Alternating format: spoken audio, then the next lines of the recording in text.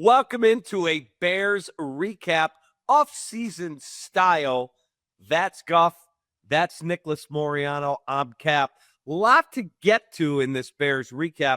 I want to start, guys, with Max Crosby. Max Crosby fills a huge void for the Chicago Bears. And if you go Montez Sweat, double-digit sacks, first time as a Bear, first time in his career. And at the other end, you have Max Crosby. All of a sudden, you're legit. You guys agree? You in? You making a move?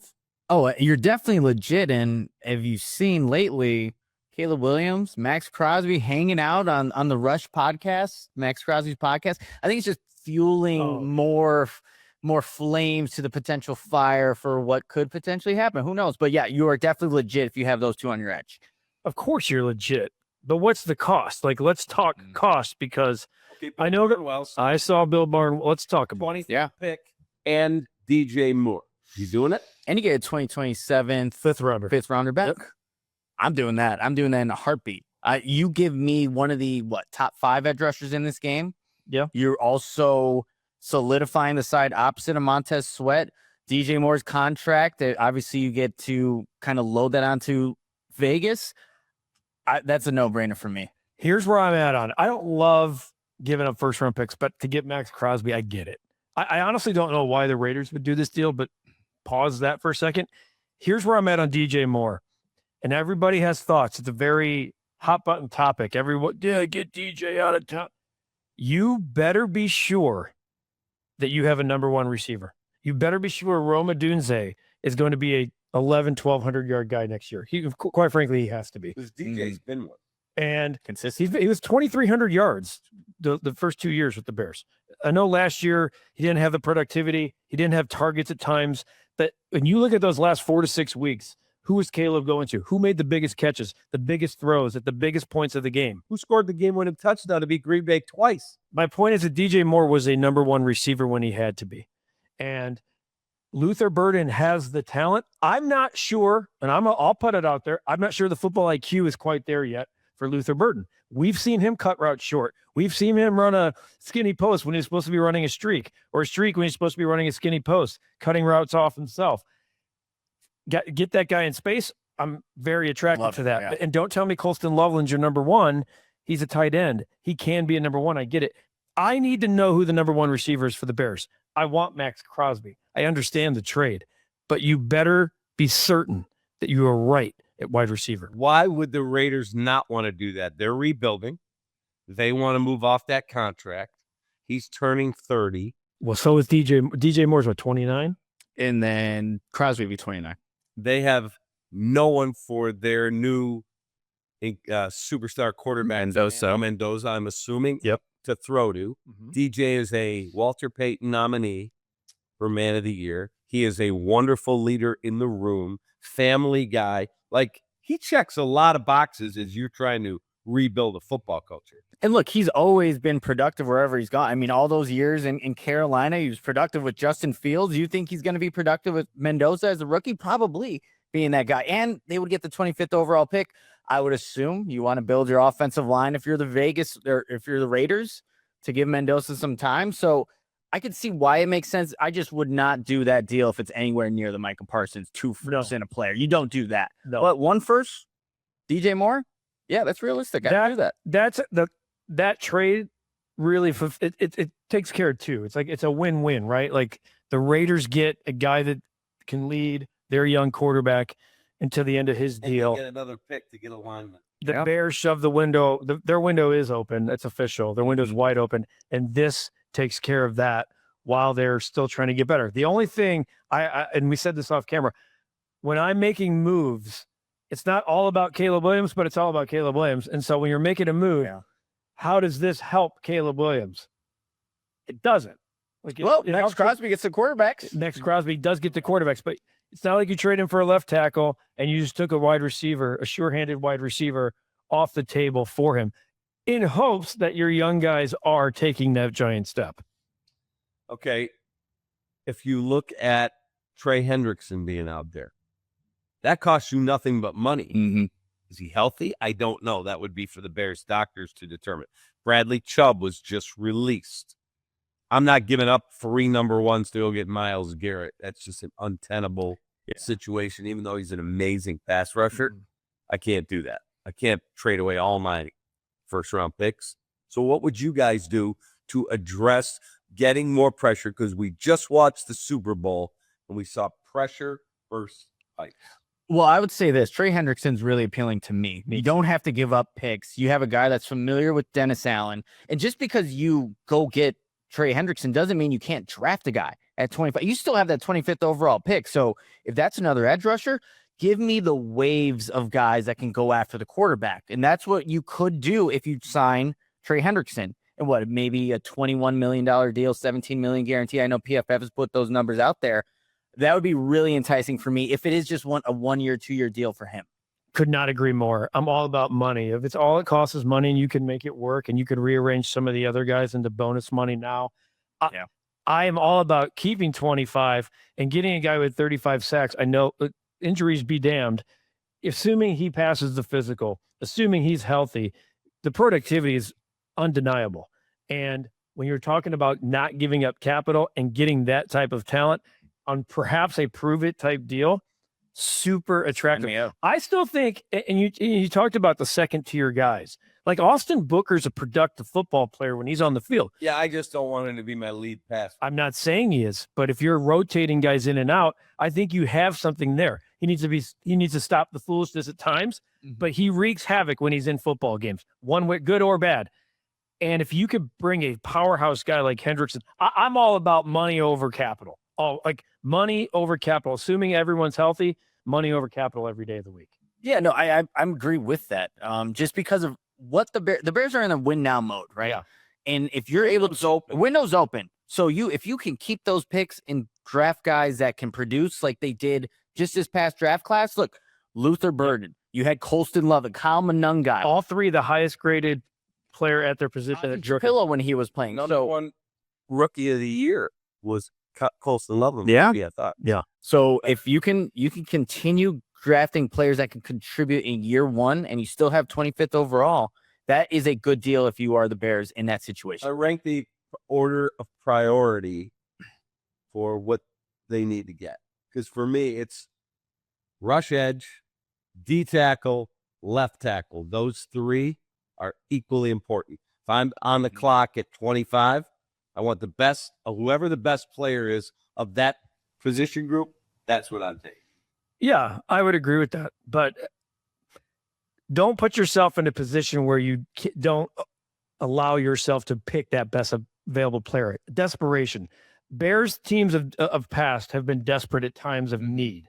And I don't think there's any reason. So if Max Crosby, the cost is 2 ones, you say, thank you, Raiders.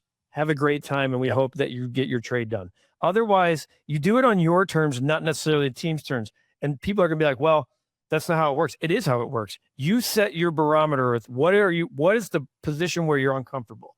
And once you make that mark, you work backwards from there. And going back to DJ Moore, guys, that dude has not missed a football game in 5 years.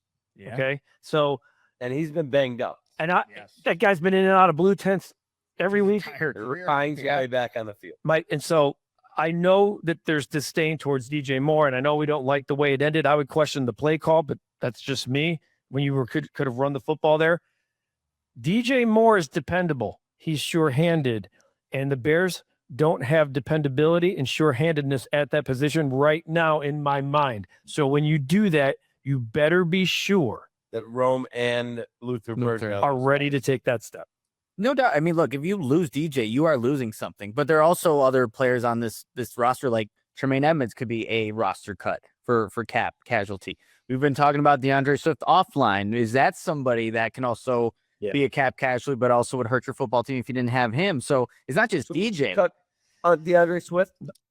So you got to have somebody go along with Kyle Monangai, their cap. But I'll say this: the one game where DeAndre Swift didn't play, and granted, it's the Cincinnati Bengals. He went off. Mm-hmm. He showed you that he can take the majority of the carries, but you need to get somebody a bell cow number one running back in the right system with a nice compliment to him, but not the lead guy, not right now. And so if you were to move on from DeAndre, you would need to get somebody else in that backfield. Yeah, you have. and that's going to cost you. So why not keep DeAndre Swift? We were looking at the numbers there, Cap. If you're looking at Super Bowl roster winning teams, there hasn't been running backs that have counted for more than 1.5% of the cap space, and DeAndre Swift is in the 2.0 range. The last one was Marshawn Lynch, and he counted for 6.4% of the cap. That was a different era. It was. But You just running back. You just don't pay running backs in Super Bowl winning teams. It's funny that we're talking about DeAndre Swift and going, well, I wouldn't cut that guy when a year ago we're sitting there going, there's no way DeAndre Swift's going to be here with Ben Johnson. Look at how Ben prioritized the football team. It was built up front, which is what winning football teams do, right? We've been talking for years about on this channel. You got to build from the inside out. Look at the Eagles. Look at the Lions. They all did it. And so he did that by making the Swift moves for, I guess, pun intended here, for Joe Tooney and Jackson and Drew Dahlman. And then the running game was what, second in the NFL this year and running the football? Yeah, third total yards. Third in total yards. So again, who else, if you're going to cut a guy, who are you bringing in? Isaiah Pacheco? Like, I mean, then those guys come with question marks too and cost.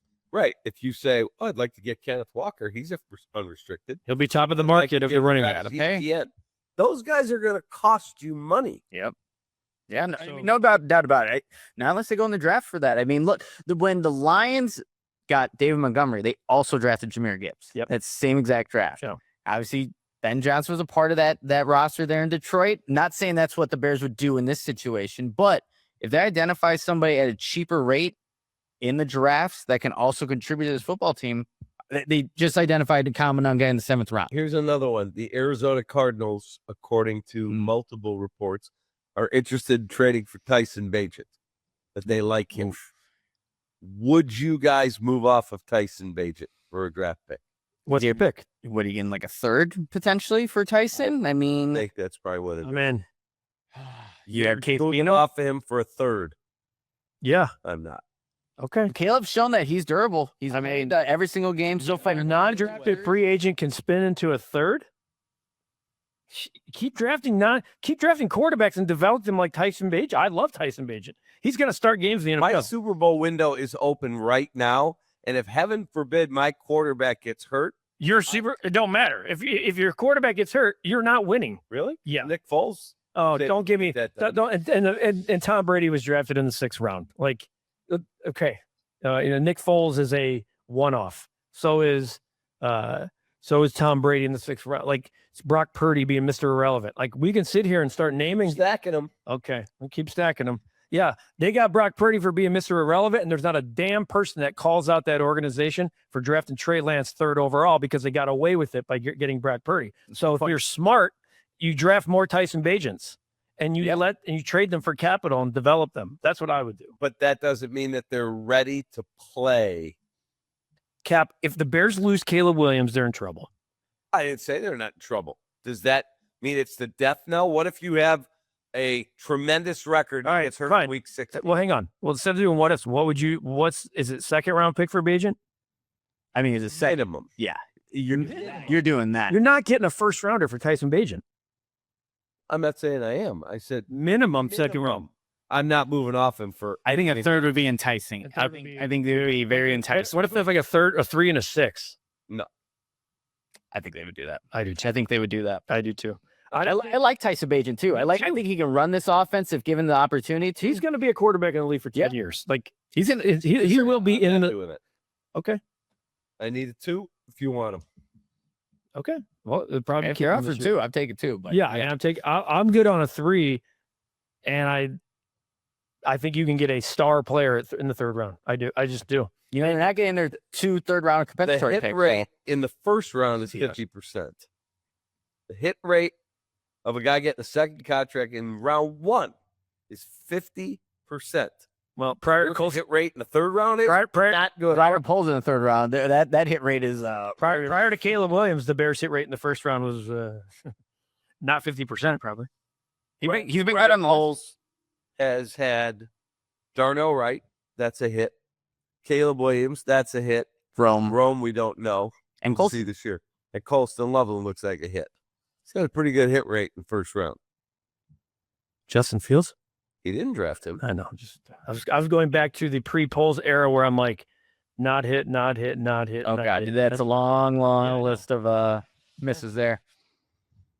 Well, I want my football team to be the best possible football team with the window wide open. And if I can trade a backup for an opportunity to get, we can sit here and talk about hits. How many non-drafted free agents are hits?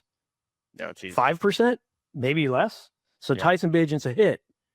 So you find more hits, and at some point, just like Caleb's rookie contract's going to become one of the highest paid quarterbacks in the league, Tyson Bagent's going to reach his ceiling too. Do you know what Tyson or what Caleb Williams' contract is going to be? I won't even care. Pay it all right now. I agree. Yeah, yeah. Do you realize he's probably going to crack $300 million? Yeah. And do you realize that when's the last time the Bears The Bears have never been in that situation. no, ever. They forcefully gave Kate Cutler $100 million. That was a bad deal at the time. Everyone knew it. So I think that's a sign of change for the organization. If you could be in that situation in the first place, we're going to have to pay our quarterback.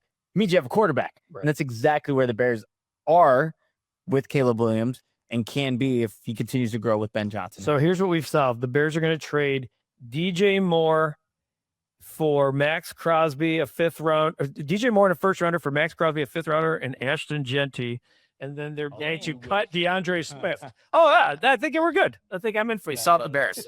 You saw the I'm just telling you that I would rather get a free agent rush edge Me too. with money. Me too. Yeah. And so if my doctors sign off, bring me Trey Hendrickson to Chicago. Same. Well, Same. yeah. It's all about money. Like money is easier to justify than capital and money. And with Max Crosby, you're taking on a lot of capital, which or a lot of money, which no problem, right? Because you're doing that anyway. You're dumping money to make money work, but the capital hurts. But Max Crosby is a stud. He's just done. Yeah. And, Really- and he's already hanging out with Caleb Williams. So Really good player. If they get him, bring it on. break it on. Guys, a lot of fun talking Bears. This guy wants to get a first rounder for Tyson Bagent. I didn't say that. It would be nice. I want to keep him. Me too. Yeah, he's a great guy. Great guy. Golf things backup quarterbacks grow on trees. No, the Bears have never. No. Take that.